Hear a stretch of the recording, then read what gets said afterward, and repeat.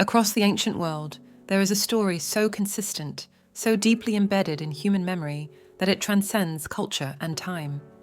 Civilizations that never met, from the Sumerians to the Mayans, from the Dogon to the Vedic seers, all spoke of celestial beings descending from the heavens. They came not as conquerors, but as teachers. They brought knowledge of the stars, mathematics, language, agriculture, and more importantly, consciousness. They did not simply create humans to serve, as later myths distorted. They designed human beings to awaken, to become aware of themselves as divine creators, reflections of the same intelligence that shaped the stars.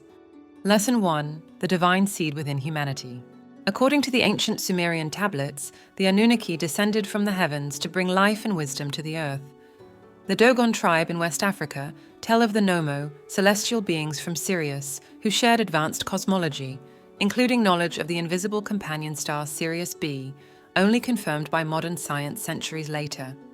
In the Vedas of ancient India, we hear of luminous beings known as the Devas, who descended from higher planes of existence to restore balance and awaken consciousness.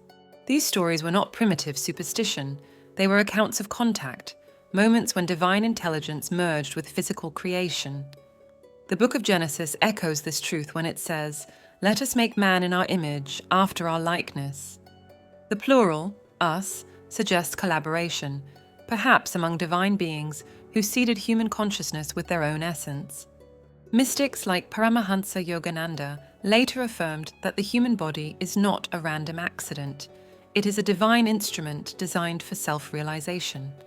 He taught that our consciousness was implanted with the potential to realize our oneness with God, or what the ancients called the Source. We were not merely created to survive, we were designed to awaken. Lesson 2: The Blueprint of Consciousness. From the pyramids of Egypt to the temples of Angkor Wat, ancient monuments are not simply structures of stone. They are maps of consciousness.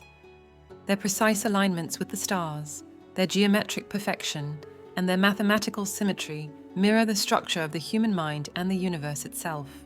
The Hermetic text, the Emerald Tablets of Thoth, said to contain Atlantean wisdom, declared, "Man is a star bound to a body until in himself he realizes the wisdom of light." The ancients understood that our consciousness is not separate from the cosmos, it is an extension of it. The Egyptian mystery schools taught that enlightenment was the process of remembering, awakening the divine spark encoded within. The same idea appears in the Upanishads, which say, "The self is the light of all lights. Beyond all darkness, it shines eternally." These beings, our cosmic teachers, embedded this principle in every culture. The universe is mirrored within you. The great law, as above, so below, as within, so without, recorded in the Kybalion, is not a metaphor. It is a scientific truth of consciousness. Lesson 3: Why the gods disappeared. At some point, these celestial teachers withdrew from visible contact. The question is, why? The truth is profound. They didn't leave because they abandoned us. They left because their work was complete. Humanity had been given the spark of self-awareness, and with it, the gift of free will. To evolve spiritually, we had to walk the path of duality, light and shadow, love and fear. Without this contrast, we could never discover the divine power that lives within us. So the teachers stepped back, allowing us to learn through experience. In the Bhagavad Gita, Krishna tells Arjuna that the divine hides itself in all beings as the indwelling self, waiting to be rediscovered. Similarly, the Gospel of Thomas records Jesus saying, "The kingdom of God is within you and all around you, but men do not see it." This was their design. The gods did not disappear. They became the voice within. They retreated into the higher dimensions of consciousness so that humanity could rise to meet them. Lesson 4: The hidden code in our DNA. Modern science tells us that 95% of our DNA is junk, inactive or unknown in function. But spiritual science, echoed in the teachings of mystics like Drunvalo Melchizedek and Greg Braden, suggests that these dormant strands are not useless. They are dormant intelligence.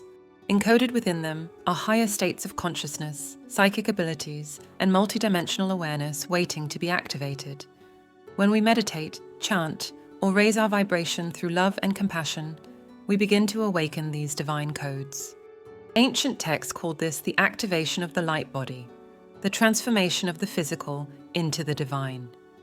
The Egyptians called it the Ka, the Hindus called it the Merkaba or Vimana, the vehicle of light. It was believed that when this body was awakened, one could ascend, moving between the physical and spiritual worlds freely.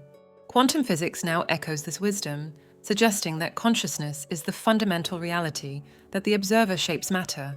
What we think, feel, and believe literally organizes energy into form. The ancients taught this long ago. Your inner world creates your outer world. Lesson 5. The purpose of the design. Why would advanced star beings wish to design a species capable of such awareness? Because the universe itself is evolving through us. Hermetic philosophy teaches that the all is mind, the universe is mental. Consciousness is the source of creation. Every galaxy, every atom, every soul is part of a great experiment in awakening, the infinite becoming aware of itself. Human beings were designed as bridges between the material and the divine. We are the meeting point of heaven and earth, the spark of cosmic intelligence learning to recognize itself through form. This is why spiritual masters throughout history, Buddha, Christ, Lao Tzu, all taught the same truth in different words, that enlightenment is not something we acquire, but something we remember. It is the reawakening of the cosmic consciousness within us. Lesson 6. Humanity's next evolution. Right now, humanity stands at a turning point, a return to remembrance. Across the world, more people are awakening, questioning reality, and seeking truth. This is not coincidence. It is the next stage of our original design. Ancient prophecies spoke of this time. The Mayans called it the age of the fifth sun, an age of awakening where humanity would transcend materialism and remember its connection to the stars. The Vedas spoke of the end of Kali Yuga, the dark age of ignorance, followed by a golden age of light. We are entering that transition now. As the planet's vibration rises, the dormant codes within our DNA begin to awaken. This is why so many people feel the pull toward meditation, compassion, and higher awareness. It's the soul remembering its divine origins. And this remembrance is the return of the gods, not as beings descending from the sky, but as consciousness reawakening within humanity. Lesson 7. The Great Return. When ancient texts speak of the return of the gods, it doesn't necessarily mean ships in the sky, though perhaps some will appear. The true return is the return of awareness. It is the realization that the gods never left. They live through us. Thoth, in the Emerald Tablets, prophesied that there would come a time when humanity would rise again into light, when man would remember that he is eternal spirit. He wrote, "Lift up your eyes, O man, open and be awake. Learn of the flame within you." That flame is the same spark the ancient star teachers placed in our DNA. It is the divine consciousness within, waiting to be realized. Every time you meditate love, forgive, or choose peace over fear, you activate that flame. You fulfill the very purpose for which humanity was designed: to awaken, to create, to become the living reflection of divine intelligence. And finally, you are the continuation. The story of ancient aliens is not just about the past. It's about who you are now. You are not the byproduct of random evolution. You are the conscious evolution of the universe itself, the living bridge between the stars and the earth. You carry within you the wisdom of those who came before, the codes of light they seeded, and the purpose they began.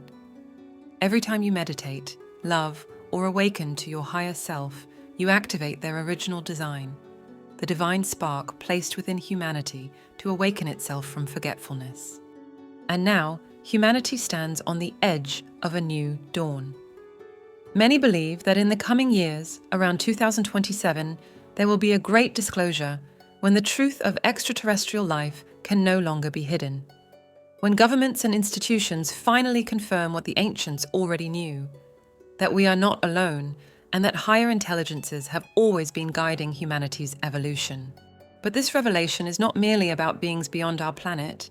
It is about what is awakening within us. Full disclosure will not only reveal them, it will remind us of ourselves. It will awaken the sleeping memory in our collective soul that we are part of a greater cosmic family, born from the same divine source. When that truth surfaces, it won't end religion or spirituality. It will fulfill them. Humanity will finally understand that the divine we seek in heaven has always been written in our DNA. That the gods we once looked up to are not saviors to worship, but reflections of what we are becoming. The disclosure is not just an event in the sky, it is an event of the soul. When you awaken to your divine nature, when you create from love, when you remember your unity with all that exists, you complete their mission. Because the truth is, the ancient architects of human consciousness never truly left. They live within your very soul. You are their legacy. You are their continuation. You are consciousness remembering itself. And through you, the universe awakens once again.